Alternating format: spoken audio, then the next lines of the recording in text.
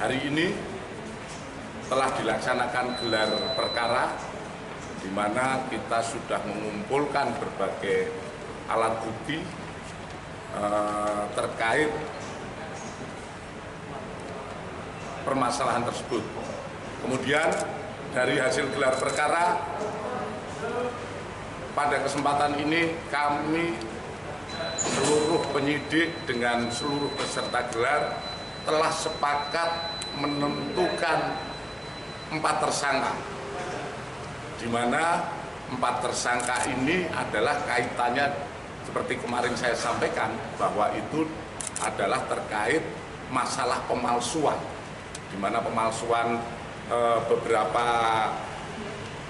surat dokumen untuk permohonan atas hak atas tanah, di mana kita menetapkan Saudara A selaku Kades Kohort, Saudara UK selaku Sekdes Kohort, Saudara SP selaku penerima kuasa, dan Saudara CE selaku penerima kuasa telah kita sepakat kita tetapkan sebagai tersangka, di mana diduga keempatnya telah bersama-sama membuat dan menggunakan surat palsu berupa gire, surat pernyataan penguasaan fisik bidang tanah sporadik, surat pernyataan tidak sengketa, surat keterangan tanah, surat keterangan pernyataan kesaksian, surat kuasa pengurusan permohonan sertifikat dari warga desa Kohort, dan dokumen lain yang dibuat oleh Kades Sekdes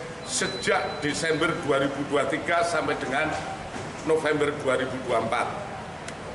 Di mana seolah-olah oleh pemohon untuk mengajukan permohonan pengukuran melalui KJSB Raden Muhammad Lukman Fauzi tergesit, dan permohonan hak kantor pertanahan Kabupaten Tangerang hingga terbitlah 260 SHN atas nama warga Kohort.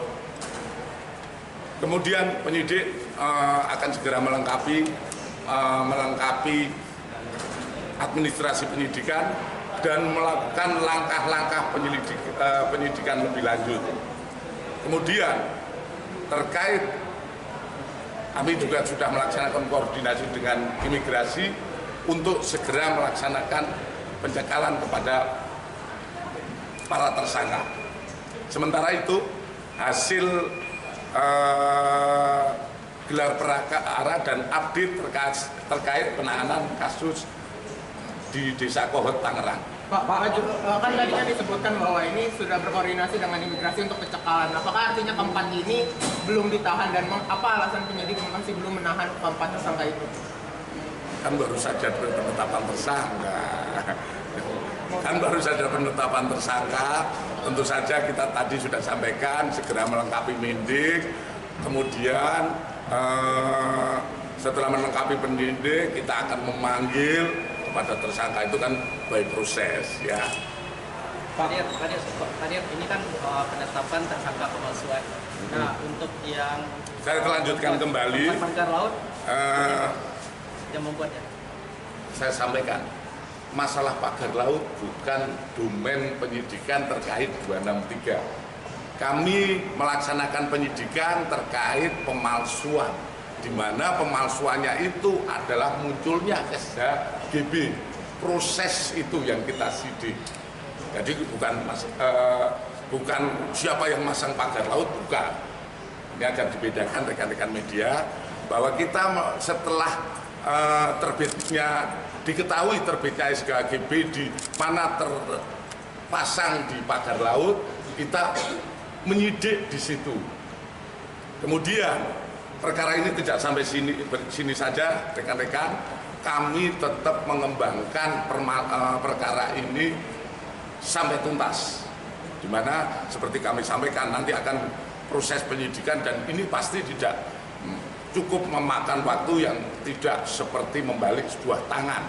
Karena penyidikan siapa yang membantu, siapa yang menyuruh dan lain sebagainya, digunakan untuk apa, seperti yang surat-surat ini digunakan untuk apa, kemana, ini adalah proses yang harus kita lakukan. Ya. Tadi kalau untuk 4 tersangka ini kan dia 263 pemalsuan 263 ini, tapi untuk motifnya ini sudah disebutkan motif kenapa dia memalsukannya? Kalau kita berbicara motif saat ini kita terus mengembangkan, ya. Yang jelas tentu saja ini terkait dengan ekonomi tentang motif bagi mereka. Ini yang terus kita kembangkan karena dari pemeriksaan kemarin kita mungkin rekan-rekan media juga menanyakan, bisa kok diperiksa ya? Tidak saya jawab karena itu masih proses penyidikan. Kami melaksanakan konfrontir. Kami melaksanakan konfrontir antara Sekdes, Kades, dan kuasa. Di sini terjadi saling melempar. Uangnya yang ini berasal dari sini, ini dari sini, dan berputar-putar di antara mereka bertiga. Sehingga dari situ kami sudah bisa menyimpulkan kira-kira dari mereka itulah yang berusaha mencari keuntungan dari permasalahan ini. Pak, keuntungan yang didapat berapa jenderal ini? Belum bisa kita uji lebih lanjut karena masing-masing masih memberikan keterangan-keterangan yang berbeda-beda, saling melempar. Nah, tentu saja nanti kita dari hasil pemeriksaan lebih lanjut kita akan bisa mengetahui. Kami saat ini masih konsentrasi pada proses penyidikan pemalsuan. Ya. Kalau masalah TPPU kita akan kembangkan lebih lanjut dan kita tetap melihat kepada hasil pemeriksaan lebih lanjut, itu yang akan kita lihat lebih lanjut. Kapan memeriksa lebih lanjut? Secepatnya. Kan kemarin di penggeledahan kemarin kan disebutkan ada penyitaan transaksi keuangan dan rekening. Nah itu udah ada update-nya nggak sih Pak Dir, berapa total rekening yang disita dan nilai rekening yang disita? Tadi Kades sama Sekdes ini udah diungkap belum? Siapa yang meminta mereka memalsukan? Nanti akan kita kembangkan. Jadi kita seperti beberapa kali saya sampaikan bahwa kami melakukan penyidikan secara profesional. Kita mulai dari ujungnya dulu, kita buktikan masing-masing perbuatan ini kan proses hukum yang kita laksanakan itu adalah terpenuhnya alat bukti terkait perbuatannya. Jadi ini ada pemalsuannya siapa yang nyuruh, siapa yang nyiapkan, itulah yang kita bangun. Seperti yang diharapkan rekan-rekan ataupun masyarakat adalah penyidik-penyidik Polri yang profesional. Ya. Pak, kalau Abuan Sedayu bakal dipanggil gitu nanti Pak dalam Apa dengan barangkali ada salah satu saksi yang menyebutkan Abuan Sedayu. gini, kita memeriksa terhadap sebuah perkara ataupun melaksanakan penyidikan tentu saja ada alasan. Gak sempat baca? Dengerin aja. Klik icon text to speech, gak pakai ribet di okezone.com.